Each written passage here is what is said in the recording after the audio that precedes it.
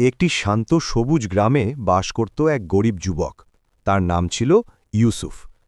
তার কোনো বড় সম্পদ ছিল না, ছিল শুধু কয়েকটা ছাগল আর তার পরিশ্রমী মন। প্রতিদিন ভোরে সে ছাগলগুলো নিয়ে মাঠে যেত। রোদ বৃষ্টি কিছুই তাকে থামাতে পারত না। গ্রামের মানুষ তাকে চিনত সৎ আর আমানতদার ছেলে হিসাবে। একদিন সে পাহাড়ের পাশে ছাগল চড়াচ্ছিল। হঠাৎ তার চোখে পড়ল মাটির নিচে কিছু একটা চকচক করছে। কৌতূহল নিয়ে সে মাটি খুঁড়ে দেখল একটি পুরনো কাঠের বাক্স।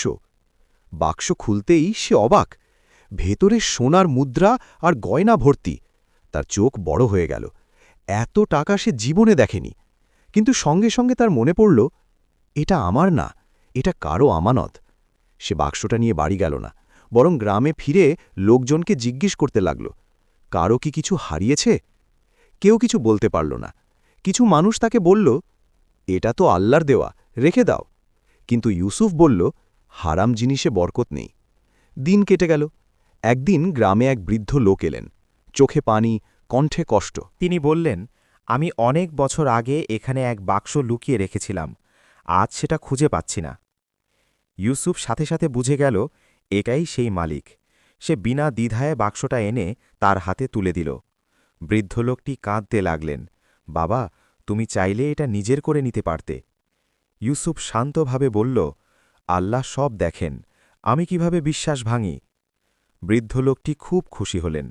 তিনি বললেন, আমি ধনী মানুষ, কিন্তু তোমার মতো সৎ মানুষ কম দেখেছি। এরপর তিনি ইউসুফকে পুরস্কার দিতে চাইলেন, কিন্তু ইউসুফ বলল, আমি শুধু হালাল রুজি চাই। বৃদ্ধ লোকটি জোর করে কিছু টাকা দিলেন। এবার সেটা ছিল হালাল উপহার। কিছুদিনের মধ্যে ইউসুফের জীবন বদলে গেল।